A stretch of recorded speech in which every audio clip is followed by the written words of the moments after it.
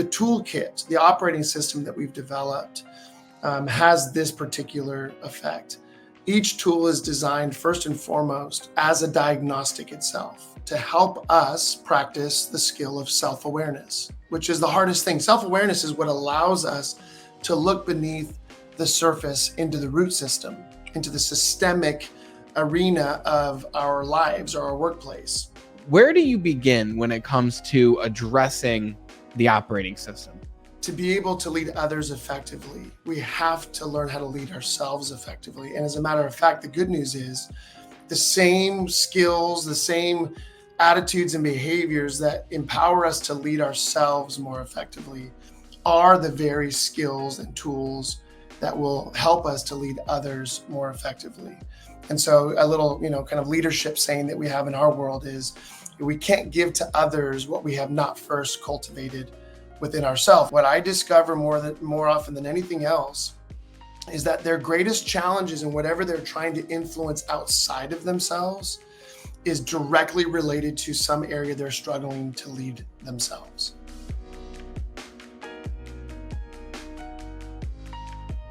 Welcome to the Be Better broadcast. Today we are speaking with Eric Pfeiffer, all the way from the San Diego, California area. And for those who don't know Eric has been in the leadership development space for over 15 years, and he's trained over 150 coaches worldwide. He's known for creating one of the only leadership operating systems available today, which empowers the true engine of any business, its people. Eric has published 2 books, Leadership Gravitas and Transform Your Trajectory, each introducing simple tools that give leaders a competitive advantage in any context. Eric speaks and leads out of the overflow of his own journey, which we're going to dive into, and he is a fierce practitioner of what he teaches and is committed to becoming a better version of himself daily, as I know each one of you are as well. So when you take away even just one thing from this conversation with Eric and myself, please share this show with just one other person who could use it as well. You are the reason the Be Better broadcast has grown to nearly 400 episodes in many countries, because you are the best part of the Be Better team. Without further ado, the man himself, all the way from Cali. What's going on, Eric? It's great to have you on the show. Thank you very much, Brandon. Great to be here. I want to commend you first and congratulate you on releasing your newest book, which is amazing. Leadership is something that we need more of in this world. Everyone listening today is either a leader inside of their company, they want to be a leader inside of their company, or they run their own company. So this is a very relevant conversation, and there's a lot I wanted to dive in with you. So again, congratulations on your second book. And let me ask you, so your second book was Transform Your Trajectory. The full title is How to Turn Your Most Challenging Moments into Life-Changing Breakthroughs. Why is this a relevant topic today when it comes to leadership? That's a great question. First of all, here's the book for those who can actually see your podcast. For so many of us, as we're going through our younger years of life, we're in traditional formal schooling. And in that context, we're under the watchful eye of teachers, professors who are challenging us to grow, to develop, to think outside of our comfort zones. And what I just have discovered over the years in my own journey and in working with many leaders is that once we get out of formal schooling, I think there's kind of a drop off in the intentionality around how we're growing and developing ourselves. Almost like, okay, we've got through high school or through college, or maybe we did a graduate degree or even beyond that. And now we're into the real world. And now we've got to put all that stuff we've learned into practice. And the learning curve, I think, begins to plateau for many of us. And then even if we watch podcasts or we listen to podcasts or we're watching YouTube videos or we're reading books, what I've discovered is that oftentimes we're consuming content, but we're not totally sure how to utilize or leverage that content for our own personal transformation, right? So we have access nowadays to more content than we've ever had access to in the history of humanity. And yet I still hear people saying, I'm so incredibly frustrated that I can't get this particular breakthrough. I'm frustrated that I'm plateauing in this particular area, or I've reached a threshold and I'm not quite sure how to get to another version of myself. And I think we all want that deeply, but if we're not equipped to know how to leverage the content we're being exposed to, if we don't know how to leverage, even more importantly, our everyday life experiences for our own personal transformation, then we will start to feel plateaued. And when I'm working with individual leaders or even teams, I find oftentimes that's what they're sharing with me. Eric, I've read everything, I've listened to everything, and I still feel stuck. And so this book, Transform Your Trajectory, along with our entire leadership toolkit, otherwise known as a leadership operating system, is designed to equip leaders so that they can take advantage of their life experiences, of all the content that they're being exposed to be able to experience their own personal transformation. In other words, to kind of take their learning into their own hands and to continue that trajectory so that we really can be lifelong learners. Yeah, that's important. So let me ask you a question based on that. So when I wanted to become a leader, I was 21 years old and I was doing well in sales. And I was like, I want to take it to the next step. I want to help other people to do the same thing. And I wanted to be a leader, but I wasn't ready to be a leader. I was overweight. I was in a lot of debt. I was an unhappy guy. I was a negative guy in a lot of different ways. And my leader said, hey man, you need to read this book. And the book was The Secret. And I read The Secret. I consumed that content. And then I was going on YouTube. I was watching all the Tony Robbins videos, all the Jim Rohn videos. I was flooding my mind every single day on the way to work, on the way home from work, while I carpooled with friends. I was that weirdo that was listening to the audio tapes in the car, which they secretly liked too. And they told me years later they liked it. And it made us all a lot more money those days that we listened to it. Funny how that works. So the point of me telling you that is I don't necessarily know if I had a plan or a system to use that content I was listening to. Really, my strategy was I need new thoughts. I need a new way of thinking. I'm going to listen to anything that's different than the way I've been thinking. And it seems that that's paid off. Maybe I was using it subconsciously in ways that you're going to share with us. But why do some people do that same thing and they still feel stuck when I did that and I didn't have a system or a plan to use that in a specific way? Does that make sense? That makes a lot of sense.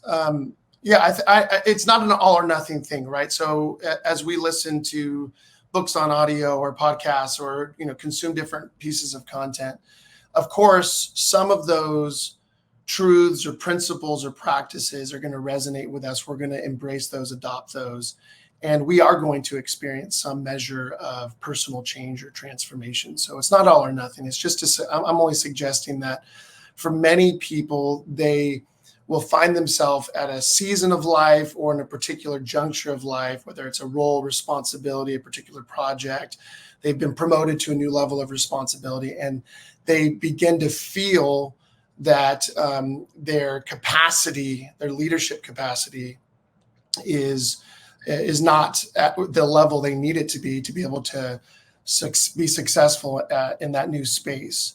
And so it's not that consuming content isn't going to be helpful. It's more how do we effectively leverage what we're learning? And then not only that, you learn so many different, tidbits from so many different sources. Mm-hmm. And we're trying all these things, kind of like throwing stuff at the wall to see what sticks.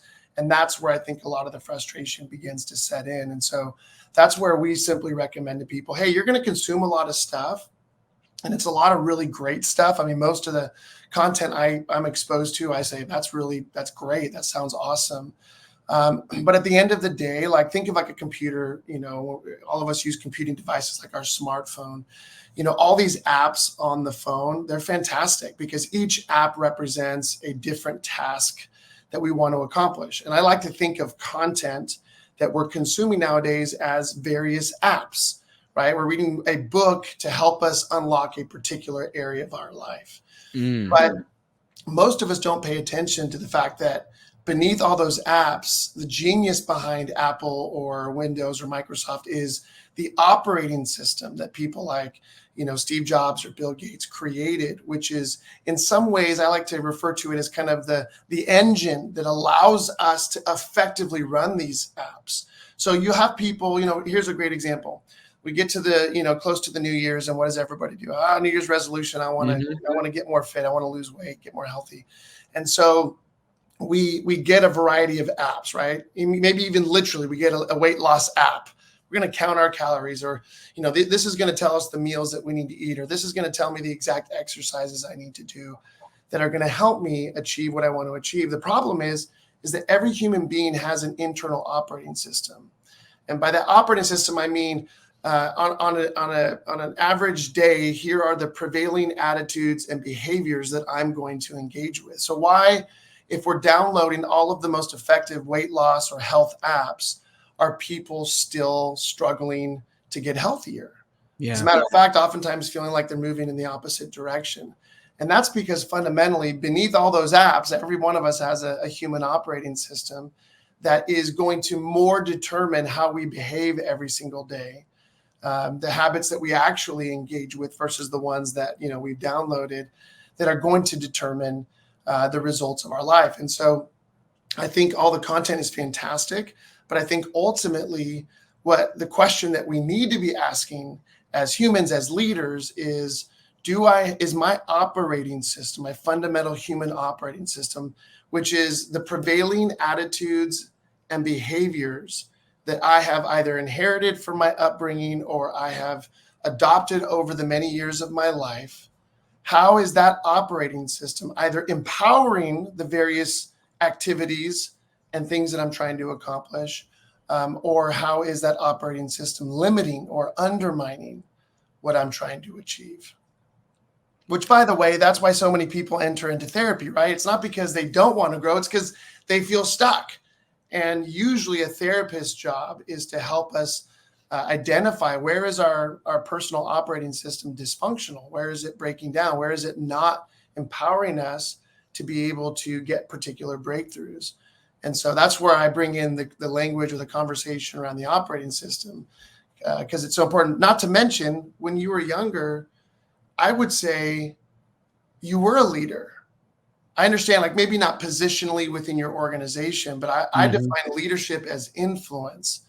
And so you had influence back then. The question is, was your influence the influence that you wanted?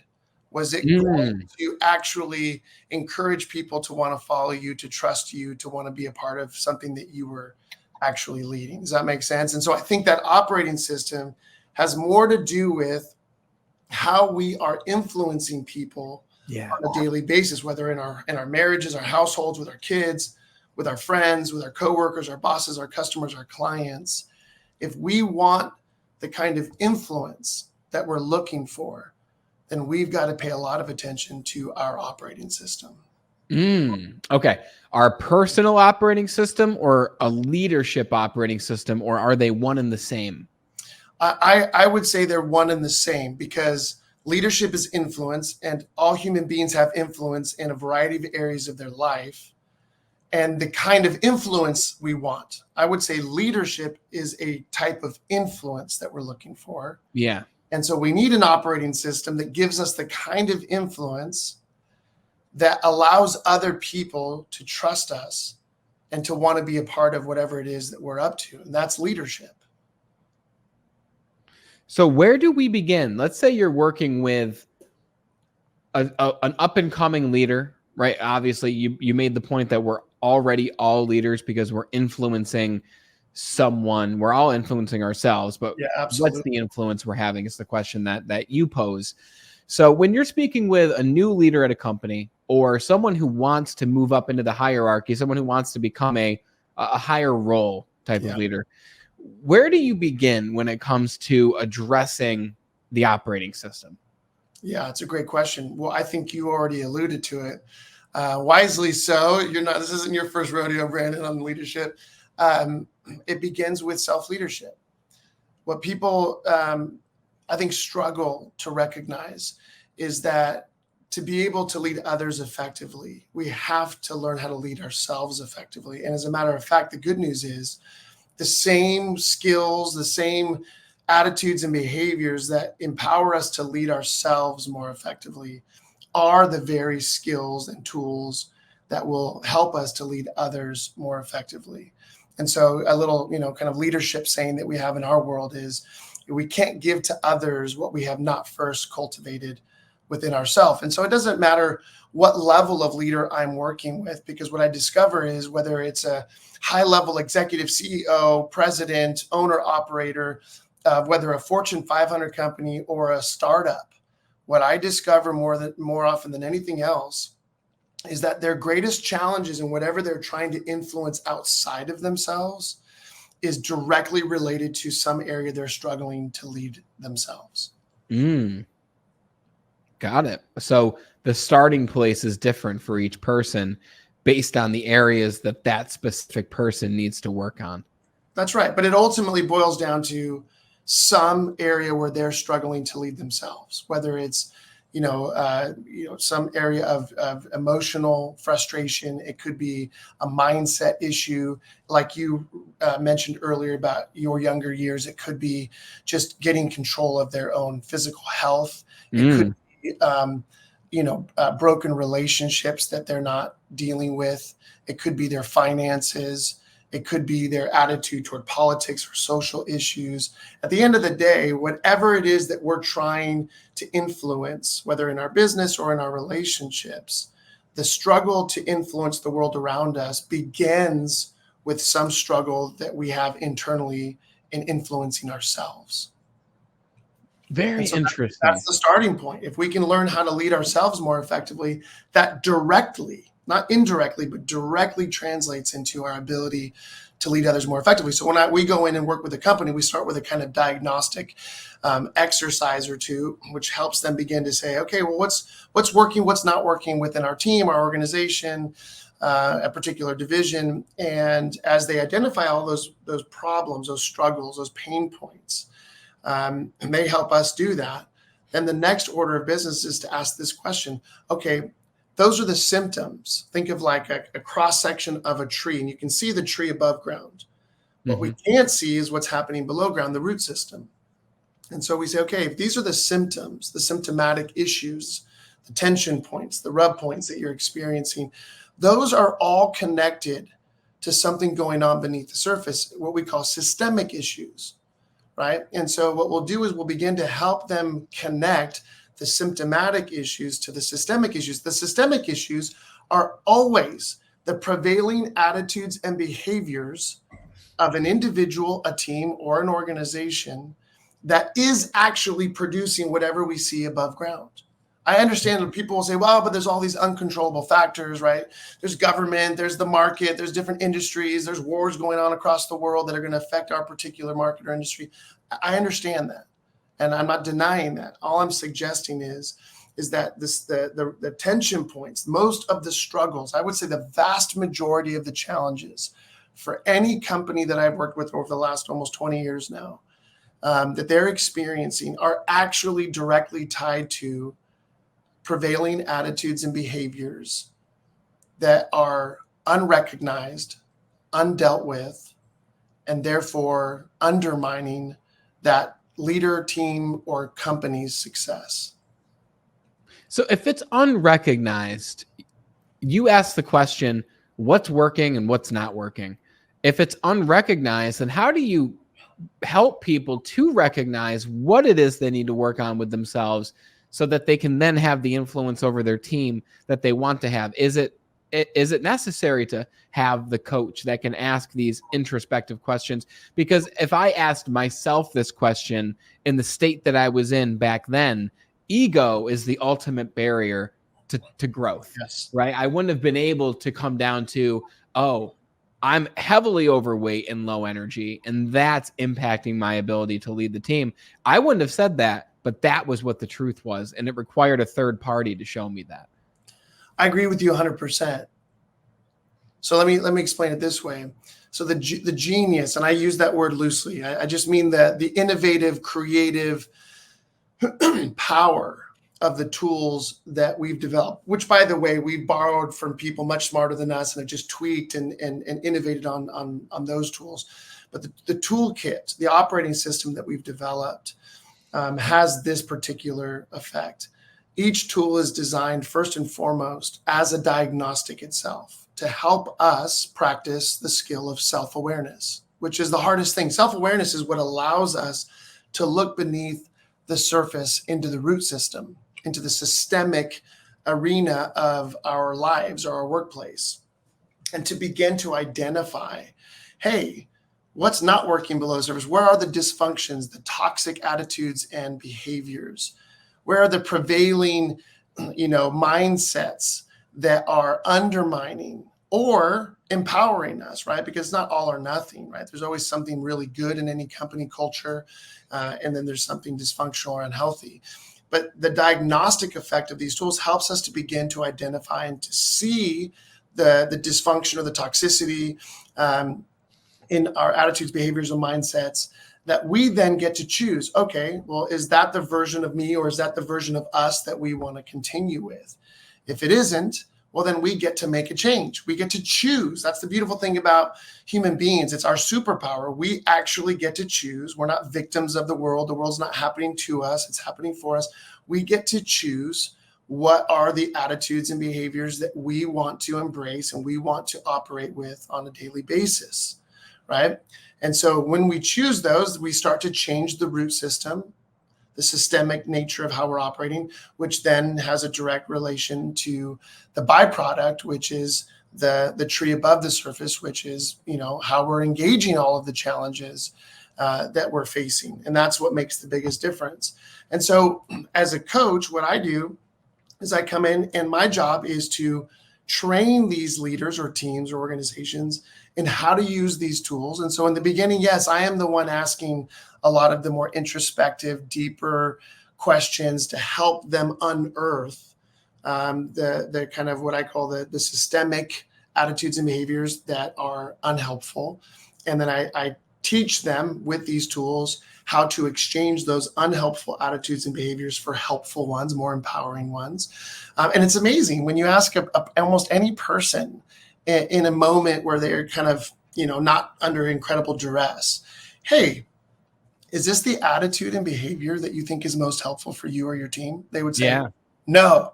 Okay, what do you think is a more helpful attitude or behavior? And they almost always give you a fantastic response. They say, would you be willing to commit as an individual or team to embracing, practicing this new attitude and behavior? And of course, I'll provide some accountability. Oh, sure, I'd try that. Well, let's see how that goes over the next few days, weeks, months. And what happens is as they begin to see transformation because they've adopted a new attitude or behavior, then they're encouraged, the encouragement, right? Those are dopamine shots that they're experiencing every time they practice a different attitude or behavior and see a better result. And then that encourages them to stay on that track, right? And they start to experience some forms of transformation that encourages them to keep going. And so all our job is to train them in how to use the tools as a diagnostic, what's working, what's not working, and let's dig beneath the surface and identify why this is not working and what exchange do we want to make, right? And then every tool gives them a continual sense of, okay, if I keep practicing this, and then they can apply that to new areas of their life or their business. And before you know it, they develop their own confidence. Hey, you know what? We know how to use these tools. We can diagnose what's working, what's not working. We can transform our own attitudes and behaviors, which, by the way, all I'm talking about right now is culture. People often ask, like, culture, there's a big conversation around culture. And what is culture? It's almost this enigma. It's like the air we breathe. We all know it exists, but where we can't put our finger on it. And I tell people the best way to define culture is, and you'll recognize this tune, this is how we do it. That's culture. This is how we do it. The prevailing attitudes and behaviors of an individual or team or organization, that's how you understand culture. So if you know how to diagnose those prevailing attitudes and behaviors and to exchange those for something better, more empowering, then you now know how to understand the culture of your organization or your team. You know how to transform the culture of your team. And, usually it takes, between 18 months to 24 months before leaders or teams feel incredibly confident that they now can embark on that journey on their own, because our goal is always, we're going to work with you until you can do for yourself what you needed us before to do for you. What's up, Be Better family? It's Brandon Eastman here. And as a thank you for tuning in to the Be Better broadcast, I want to give you a very special gift. For a limited time, you can get a free digital copy of my book titled Be Extraordinary, Your Guide to Self-Mastery. This book is packed with insights and actionable steps that will help you to unlock your fullest potential in the 5 key areas of your life. But that's not all. Along with the book, I also want to give you the audiobook version absolutely free. Imagine having the power to transform your life right at your fingertips and in your ears anytime, anywhere. Go grab your copy at bebetterindustriescom/book. You'll also find the link in the episode show notes. Go and grab your copy and join me in making a positive impact on the world. Now back to the show.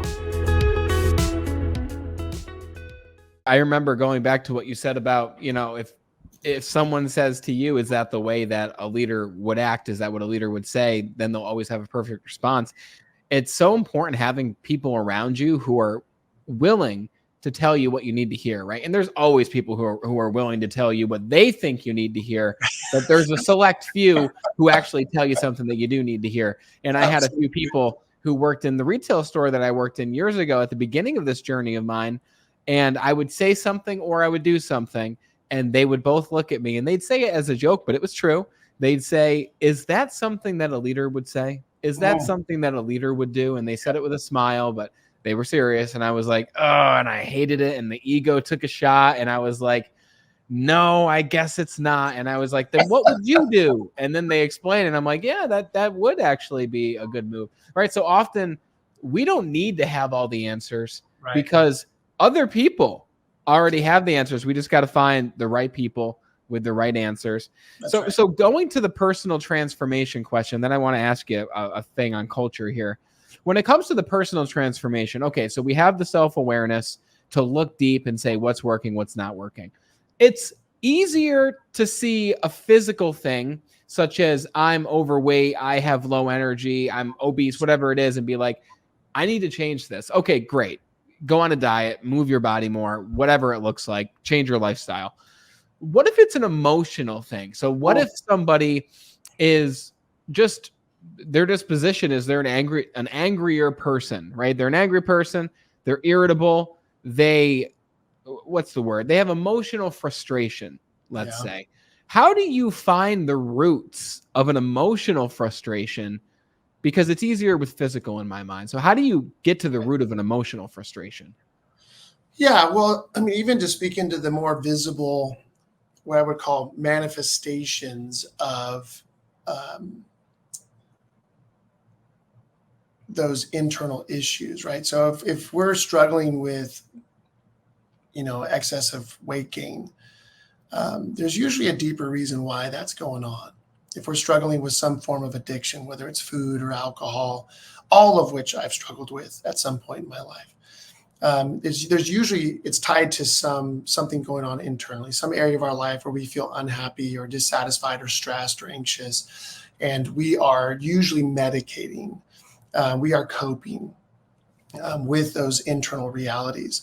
And so in this book, Transform Your Trajectory, one of the things about our toolkit is these tools actually give us the simple, practical handles to be able to dig a little bit deeper, right? And so, the tool introduced in this book is called the Kairos Circle, a tool that I learned from a former mentor many years ago.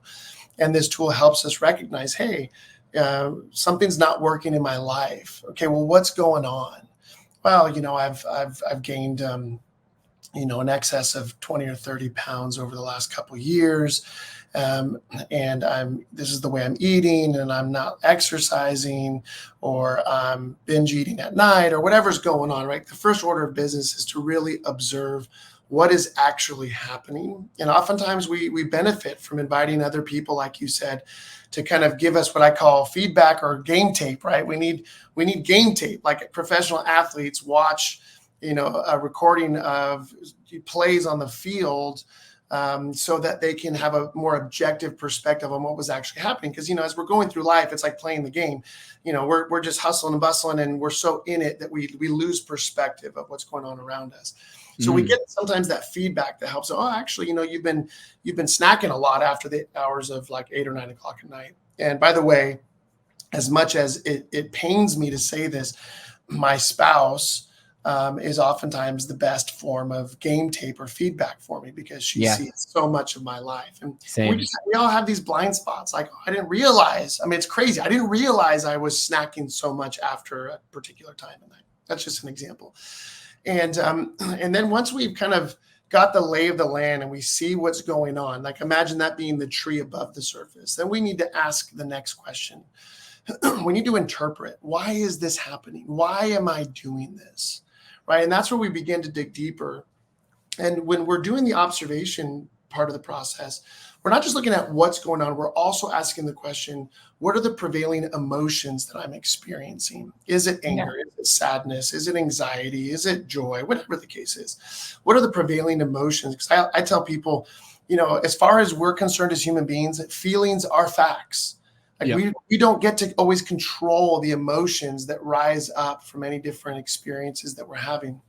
And so once we've got the lay of the land, we've got a sense of kind of the prevailing emotions, we can start asking the deeper why question. Why is this happening? Why am I responding this way? Why am I so angry? Why am I so anxious? Why am I behaving this way? Why am I losing my temper? Why am I being snippy or, passive aggressive in these email exchanges or text exchanges? And this is exactly what we do with our clients, is ask them why.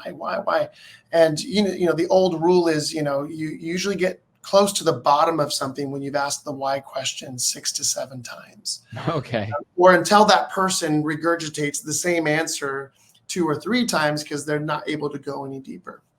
And that's where we begin to kind of unearth the kind of deeper reasons, the motivations, the deeper sources of pain or frustration that are going on in our life. Now, here's where we draw a line between what we do and what we experience in good therapeutic environments. In good therapeutic environments, their job is to help us really take a deep look into our past and to identify, what did I experience in my past that, what pain, what frustration, what difficulty, trauma, usually, that has shaped my thinking and is impacting my current way of viewing reality. As coaches, we try to set a boundary to say, hey, we're not going to go deep into your past and, ask the questions around, what did your mom or dad say to you when you were 5 years old? Or what did your cousin do to you on the soccer field at 11 years old? But what we are going to ask is, why do you think you're responding this way? And oftentimes they'll just say, hey, you know what? I experienced some stuff in my past. I say, I appreciate that. And maybe there are times when we'll recommend people towards a therapist to deal with some deeper past wounds. But what we ask people is, we say, okay, but the choice is still yours today. Who do you want to be today? And so we ask this simple question: what does the best version of you do in a situation like this? In other words, what are the attitudes and behaviors of the best version of you that you can imagine? How does that person respond in this situation? How do they behave in this situation? What's the path that they would take in this particular context? And like I said earlier, most people can give you an incredibly healthy, helpful, empowering response to that question. And as they begin to formulate that response, you can almost see it in their face, like, oh my gosh, I actually can imagine a better version of myself in this situation or in this context, right? And then we say, okay, great. Now you're beginning to identify the attitudes and behaviors that you want to adopt, that you believe reflect your core values, reflect the kind of person that you want other people around you to experience. Now, at that point, we start to move to, how are we going to practice those attitudes and behaviors? Because I'm a big believer that, and I've done, years and years of therapy. And I do believe that those therapeutic environments were very helpful in maybe helping me understand why I'm struggling today because of something that happened in the past. But I also believe that the way that we cultivate a new version of ourselves is through new practices, right? The way that we actually get better at anything is by practicing that thing. And by practicing that thing, it then begins to become a part of our identity, which is really neat, that we don't need to go to a therapist for the next 10 years to get fixed up so that we can move forward. We can simultaneously begin the process of moving forward and cultivating a new version of ourselves, which then de facto begins to transform our identity, right? We begin to associate with those new attitudes and behaviors, which then reinforces the attitudes and behaviors, which, by the way, this is, you mentioned his name, Tony Robbins. This is very Tony Robbins-esque, right? It's really a core philosophy of a kind of a stoic philosophy, which is, hey, I can't control the world around me, but I am responsible to be in control of myself, and I can't blame my past for the version of me that I bring to the table today. And that again goes back to, I say this all the time, as human beings, that is our superpower. No matter what's happened in our past, today we get to choose the version of ourselves that we bring to any situation. Exactly. You can't change your past, but you can decide what you want to do today moving forward. Like, I was just talking to my dad about this recently. He comes from a very poor family and never knew his father. He was raised and grew up in foster care. And today he owns and operates a very successful construction business in the area. He's built many homes. He built an amazing family. His life now looks like, if you showed this life to a member of his family back in the day, they would have laughed. Right. He said, this doesn't exist. This is impossible. And there's other people in his family who went through the same past that he went through, foster care, not knowing their father, etc. And they are still there, right? They're still in that world. They're still in the welfare world, in the rely on the government world. Yeah. And he escaped, right? So then we can look in and say, okay, so how did he escape? Well, really, the overarching umbrella is exactly what you just said. I can't control the world around me. I can't control my past, but I've got a son now, not me, my brother who's 10 years older. He's like, I got a son now. I need to change something. And he did. And he created a change. So it's very true. It comes down to personal responsibility. And I love that question that you asked. What would the best version of myself do in this situation? Because we often hear, the whole thing of, what would this person do? What would Tony Robbins do? What would this person do? Yeah. Well, what about us? What would we do? The best version of ourselves? Because even if it's not the best possible action, the best possible result, at least we're doing the best with the resources that we have at that moment. Right. That's right. And I think, this idea of practicing on a daily basis, being the best version of ourselves, it's like any other muscle group. Right? The more we use that muscle group, the stronger it becomes, the more adaptable it becomes to whatever situation we're in. And so I just tell people, I said, this is something you've got to grow and develop. And at first it might feel weak, just like if you've never been into the gym and then all of a sudden you go into the gym and start trying to lift weights, you're not going to, you're not going to put that notch down real low. You're going to be lifting really light weights. But our commitment to that process, over time, we will start to see incredible results. And so that's where I think the benefit of the coaching comes in, is not that people can't do this on their own, but it's a struggle. It's a challenge. It's so difficult that to have a partner encouraging us, supporting us, just like a trainer in the gym. The value of a trainer is because left to our own devices, we're not going to want to lift more weight today. We're going to want to just stay in our comfort zone. We're not going to want to, do a different exercise today. We're going to want to stay in our comfort zone.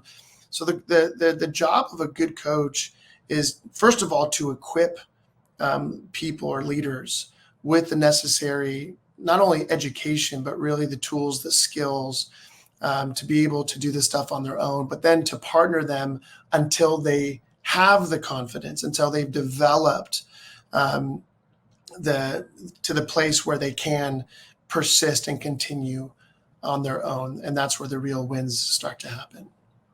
Yeah, that's powerful. Let me ask you 2 rapid fire questions. Go for it. Do you believe it's possible for one person to transform culture? 100%. 100%, because I think we have loads and loads of stories through all of history that would suggest that one person if you think of a prevailing culture, like a prevailing attitudes and behaviors, right? Everybody else had kind of surrendered to attitudes and behaviors that left them stuck, plateaued, and you can name the context, and that's what you'll find. And there's an individual that rises up in the midst of that and says, I can't accept that any longer, right? This is no different than, usually people that are overweight tend to hang out with other people that are overweight because we all eat together. We hang out with people who drink, they hang out with other people who drink because it's like, hey, we're all in this together, like, right? This is okay. But eventually somebody says, hey, this isn't working for me anymore. And so they make that exchange, right? They do the hard work to dig deep and ask the question, why do I keep doing this? Well, that's not the version of me I want to be. And so then they embrace new attitudes and behaviors. And what I have seen, even in my own life, when I have that experience where I say, hey, I can't do this anymore, I'm going to make a change, and I embark on that journey. And then what happens is I hang out with my friends who are still kind of stuck in an old pattern of living, and they'll say, hey, we're noticing some changes. What's going on with you? Yeah. Right. It usually begins with, hey, where you been? Why aren't you hanging out with us at the bar anymore? Why aren't you coming out to the buffets anymore?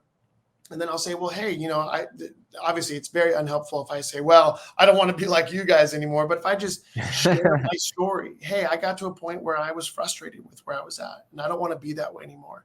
And here are the things that I've done to make those changes. And here's what I'm experiencing. Here are all the benefits. I mean, I had this experience literally like 2 days ago. I love golf. I was at my golf club, and I see some old friends, guys that I used to golf with all the time, maybe like 2 or 3 years ago. We used to hang out, and part of hanging out with them was, man, we drank a lot.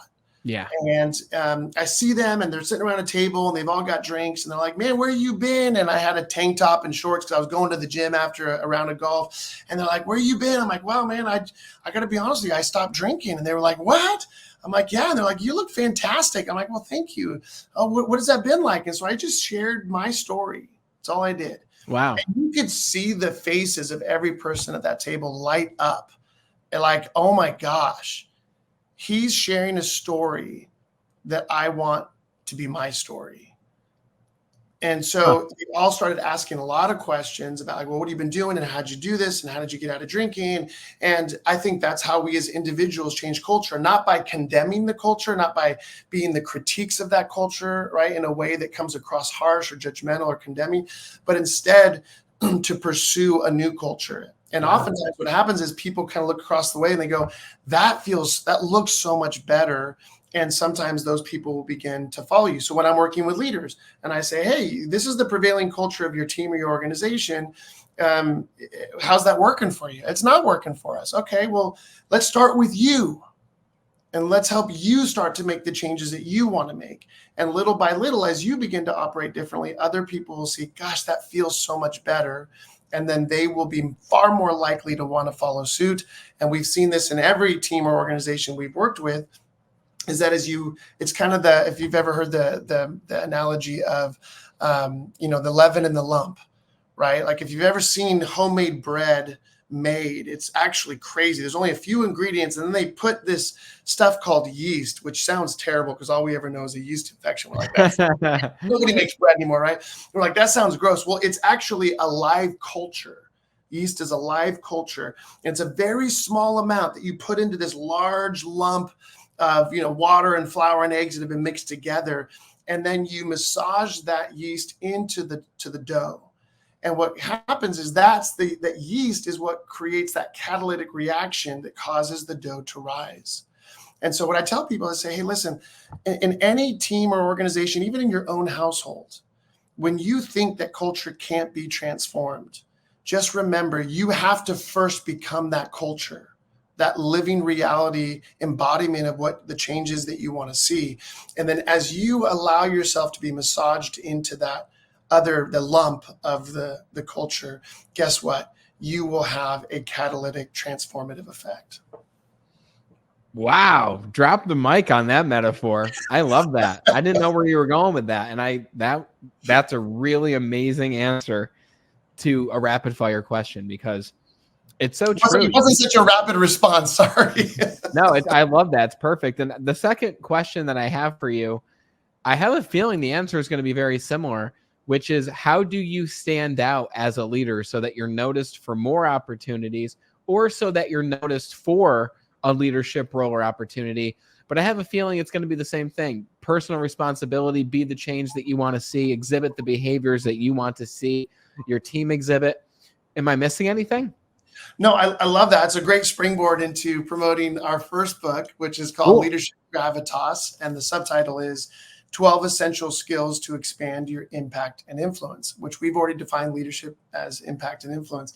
And in this book, we introduce one of our kind of our core, what we call our DNA tool, which simply introduces the concept of emotional intelligence, which in a nutshell is personal responsibility, right?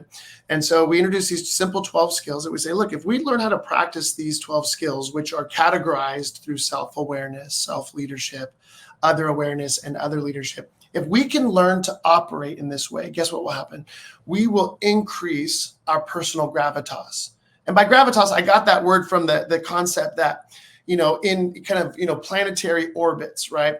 It's bodies of smaller mass tend to orbit around bodies of larger mass. And so as leaders, if we want people to feel safe to orbit around us, to follow us, then we've got to learn how to increase our leadership mass or our leadership gravitas. Oh. And what that requires is us being the kind of leaders that other people can trust to follow. It's that simple. Can other people trust us to follow us? And that doesn't mean always being super nice and letting everybody off the hook, right? It doesn't mean giving everybody bonuses and raises whenever they ask. We're not talking about that. We're not talking about just people pleasing. We're talking about actually operating in a way that gives other people not only the security to follow us, but the inspiration that there's something about us that they say, gosh, I want more of that. And therefore I'm willing to commit myself to some level of proximity, which is followership, to be able to gain whatever it is that you have. And it's not an age issue. It's not a gender issue. It's not an education issue. It usually has far more to do with the quality of character in an individual that determines other people's ability to follow us and to trust us. And that character can be developed in a person. 100%. Leadership. I tell people always ask the question, are people born leaders or do they develop as leaders? And I said, I have yet to meet, right? I'm really into personality profiles and assessments, and I'm familiar with all the kind of popular ones that are used in corporate America. And I tell people I have yet to meet an individual with a particular personality profile that can't be a highly effective leader. Wow. It ultimately comes down to, I think, first and foremost, the character that we're developing within ourselves, because that establishes our trustworthiness, right? And then, yes, on top of that, we're going to talk about competencies or skills. We're going to talk about capacity. But again, those three areas, character, competency, and capacity, those three areas are all areas, like any muscle group, that can and need to be developed if we're going to be taken seriously as leaders. Excellent. That's great. No, I'm glad we were able to segue to the first book. We talked about your newest book at the beginning. Again, the title of Eric's newest book is Transform Your Trajectory, How to Turn Your Most Challenging Moments into Life-Changing Breakthroughs. You've got your book right there, Eric, if you want to flash it on the screen for those watching. Yeah. So if you had to say in one sentence or one or two sentences, what are you looking to achieve with this book? When people go to the link in the description below, grab a copy of this book, what do you want them to leave the final page taking away from that? My mission, and I'm going to say it in a kind of funny way, my mission is probably no different than that of Bill Gates or Steve Jobs when they were developing their operating systems, which is they believed that the future of computing was going to be dependent on an operating system that was not only powerful, but it was accessible, which meant that it could be downloaded onto virtually, any kind of computer, and that it would be user-friendly, right? Like the operating system on our smartphone, we don't think about how it's working. We just love that it does work. And we know that when there's an update, we endure the update because we know that it's going to allow this device to operate more effectively. And so my passion, my mission for the rest of my life is going to be to help leaders download this leadership operating system which comprises of 8 core tools in a toolkit. And the first 2 books we put out are the first 2 key tools in that operating system. And so however, by whatever means I can get these tools or this operating system into the hands of as many human beings as possible in my lifetime and beyond, that's my mission. Amazing. Cool. And from what we mentioned or what I saw you say before, you're also offering a coaching call to those looking to Absolutely. further They can go to our website. They can go to our website and they can schedule a free coaching call with myself. People are always surprised, like, "Oh, you're Eric. You're on the call." Because I love to be on those calls. Why? Not because we're trying to convince anybody that we're the right coaching group or they need us, because they may not. We may not be the right fit for them. But our passion is to partner with anybody, but any leader who's in a position where they think, gosh, I need to take my leadership to the next level. I feel stuck, plateaued, I've hit a threshold. And our passion is to partner with them to help them get the breakthroughs that they're looking for. Amazing. Cool. So guys, I've got links in the description for you to go check that out. And for those driving who aren't going to go to the description, Eric, what's your website name for those who want to visit it? Yeah, it's mpwrcoaching.com. MPWR Coaching. It's the word empower without the vowels. Yeah. Okay. One of my team members was thought they were real clever, said, "Hey, we're going to do this." That's cool. Most people over the age of 45 think it's a radio station, but that's Excellent. Great. mpwrcoaching.com. Go check it out. Eric, this has been a great conversation. Congratulations again on the launch of your new book. I'm excited for people listening to go grab a copy for themselves and check it out, because if it's any indication of what we've already gone over today at a deeper level, then it's one hell of a book. So thank you for what you're doing. Thanks for coming on the show. I've had a great time, man. It's great to meet you. Thank you. You heard it, guys. Links are in the description to go check out Eric's newest book, Transform Your Trajectory: How to Turn Your Most Challenging Moments into Life-Changing Breakthroughs. Or maybe Eric's first book is a great place to start, Leadership Gravitas, which I love where that idea comes from, the smaller bodies of mass floating around the bigger body of mass, which is you as the leader once you develop your skills and your competencies and your character to that point. Just a really great conversation overall. I really hope you enjoyed this time with Eric. Be sure to go connect with him using the links below. And if you did take away something from this conversation, please share this with just one other leader who could use this to bring their leadership potential to the next level. Thank you so much for watching and listening and tuning in. And until we talk again next time, continue to be better.